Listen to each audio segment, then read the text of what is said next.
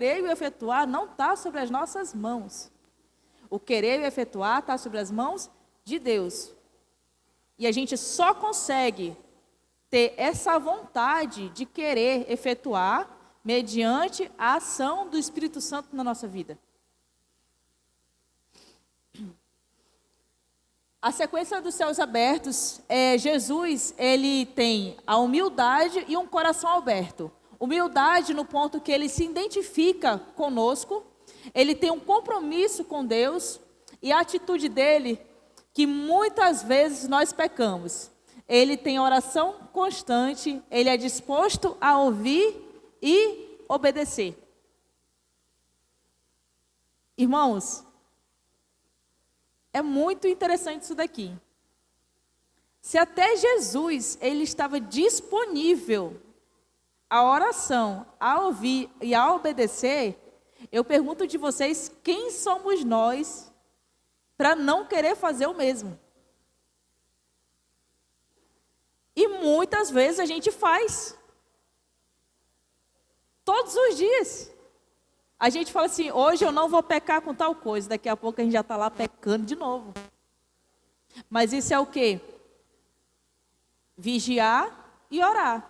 Se eu não vigio como vai ser o meu dia, como vai ser as minhas ações, como vai ser as minhas atitudes, se eu não ficar vigiando, irmãos, e em oração, porque a tentação é forte, não é possível eu conseguir ser transformada por esse poder do Espírito Santo. E quando a gente soma tanto a humildade quanto o coração aberto, ele dá o quê? Uma barreira rompida. O céu, ele se abre, a comunhão com o Pai, ele rompe qualquer distância, né? E a pergunta que faz, né? Você tem vivido como se o céu estivesse fechado? A comunhão com o Pai rompe barreiras para quem o busca com sinceridade, irmãos. Não adianta, irmãos, a gente fazer a oração mais bonita aqui no púlpito, mas se lá no nosso íntimo, só eu e Deus, a gente não consegue abrir de fato o nosso coração com sinceridade, de verdade. Irmãos, eu vou ter que falar, como eu era ruim, irmãos, em oração. Eu era ruim, irmãos, de verdade. Esse ano que eu vim descobrir como eu era ruim em oração. Porque esse ano que eu estou aprendendo a orar. E eu achei uma coisa muito interessante, eu queria descobrir o que falaram para esses anciãos no ID desse ano. Que eles falaram, a maioria deles, o Gilberto falou isso, a Valéria falou isso. Lá eles aprenderam a orar. E eu queria saber o que foi que eles falaram que eles aprenderam a orar. Porque se a gente ora todos os dias e acha que está orando, mas chega um momento que a gente descobre que a gente não estava sabendo nem orar, irmãos. Era o meu caso. Eu descobri que eu não sabia orar. E vocês sabem quem me ensinou a orar, irmãos? Não foi nem Deus. Foi o Espírito Santo com a ação dele.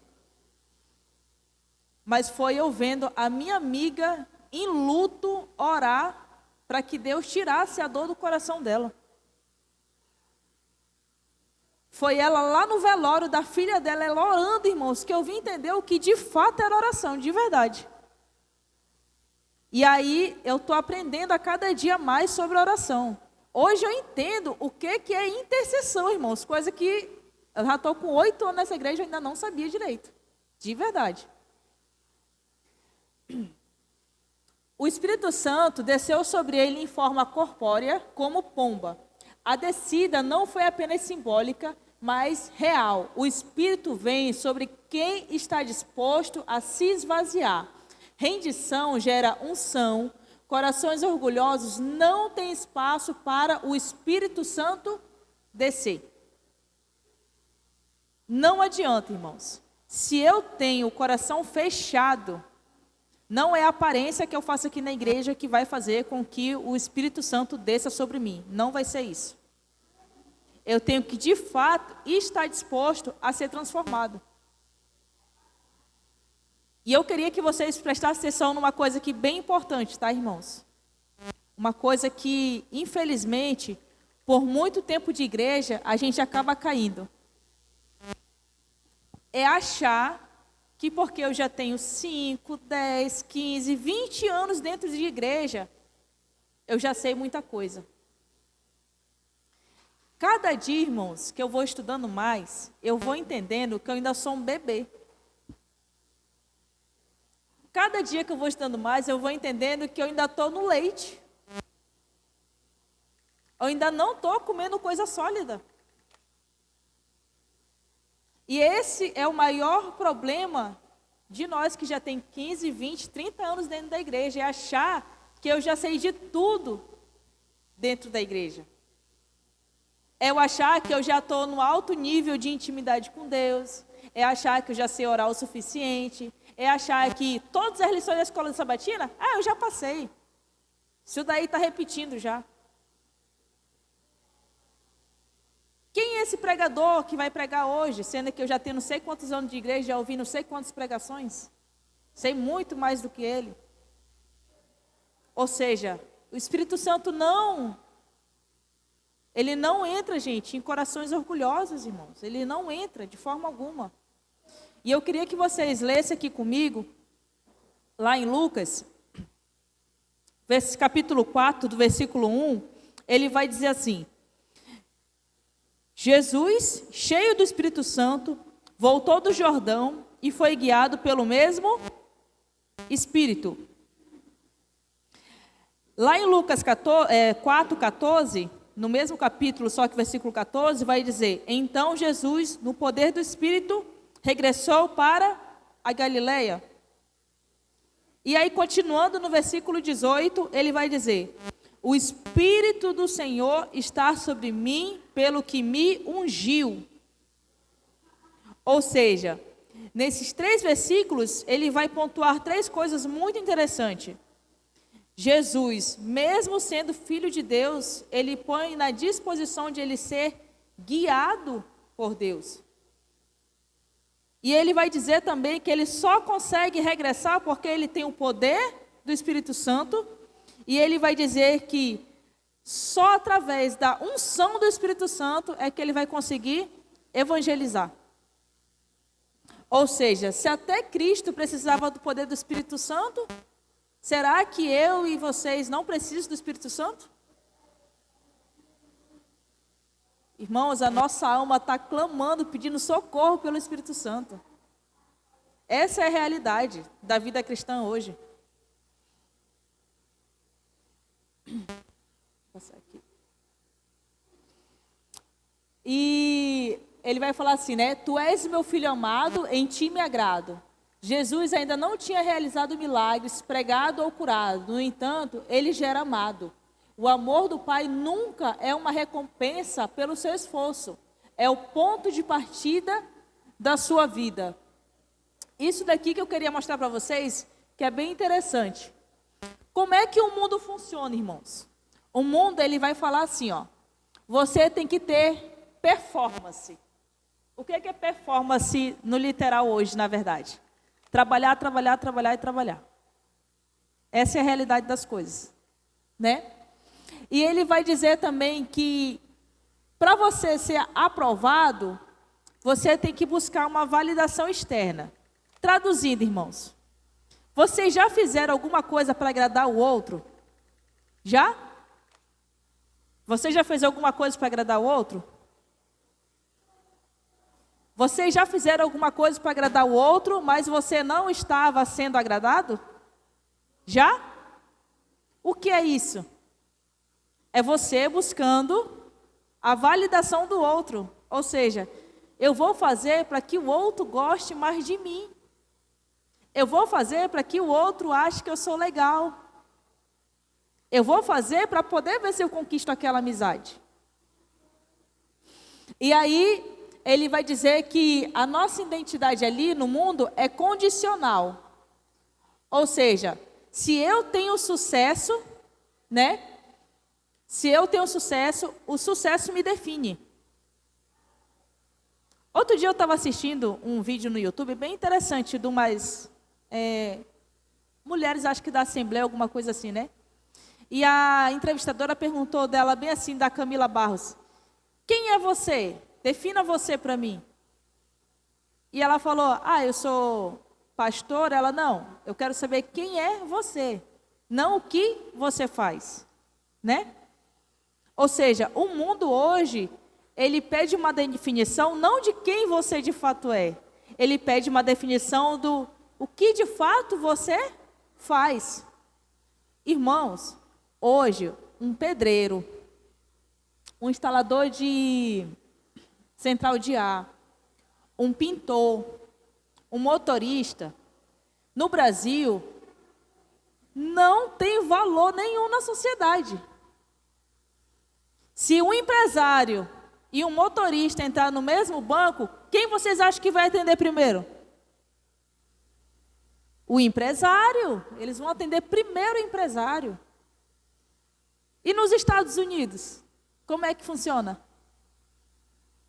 Quem faz serviço braçal é o mais valorizado, é o que tem que ter mais prestígio. Porque eles fazem aquilo que ninguém quer fazer. Então eles são tratados assim, por todos.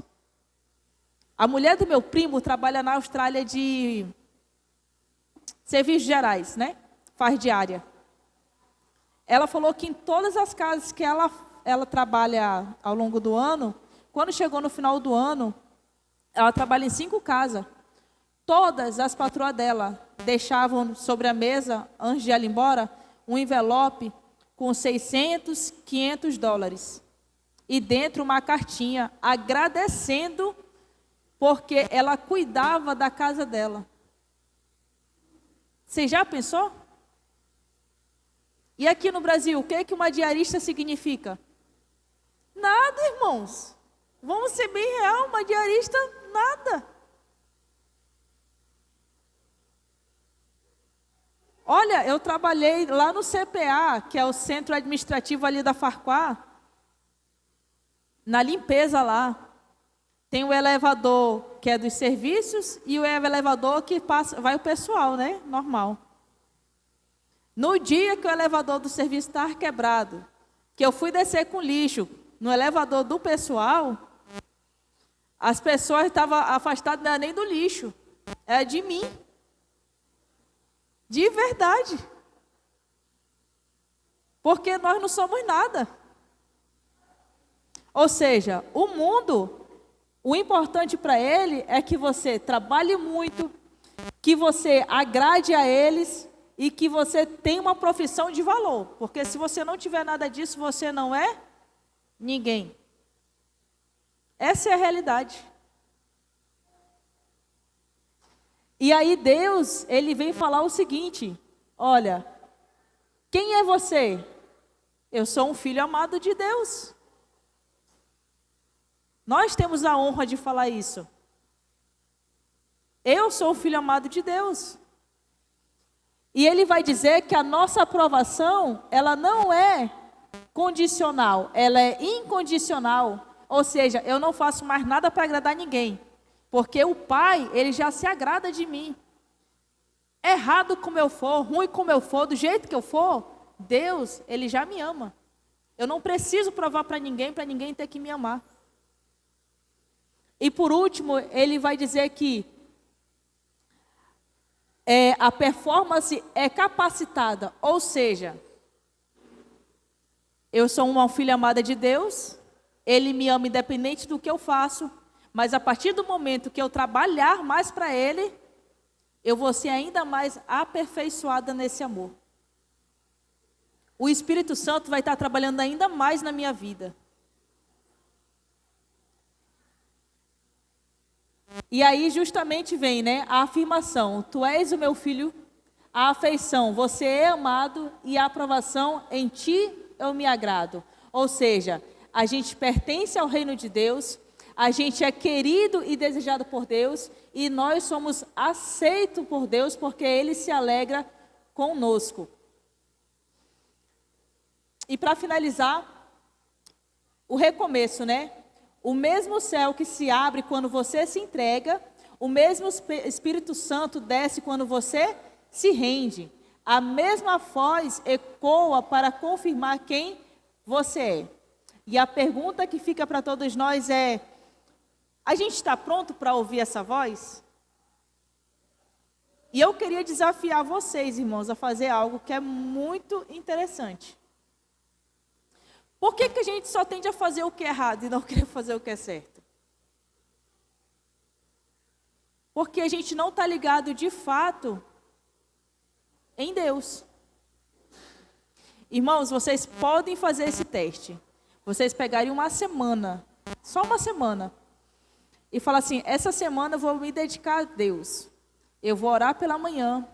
Eu não vou ler minha Bíblia, eu vou estudar a minha Bíblia. Que leitura é muito diferente de ler, tá? Eu vou estudar a minha Bíblia. Eu vou escutar pregações, eu vou escutar louvor aonde eu for. Irmãos, é uma coisa extraordinária.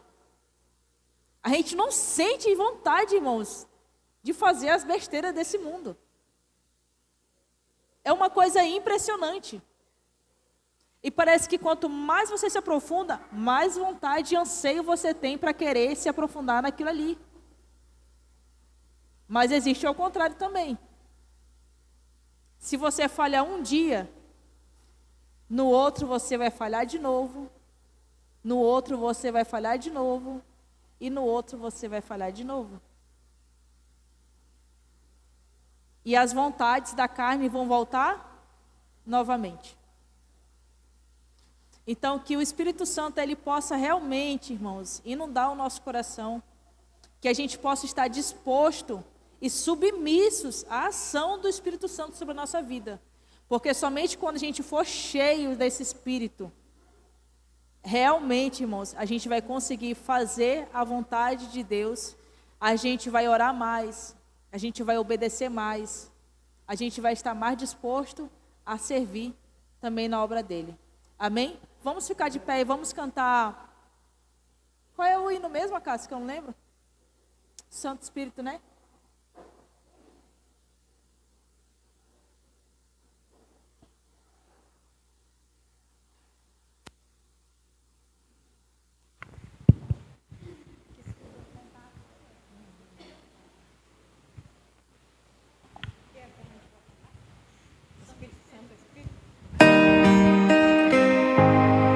Deus eterno Pai, nós não somos merecedores, ó Deus, da Tua presença, ó Pai. Não somos merecedores, ó Deus, da Tua unção e nem do Teu poder, ó Deus.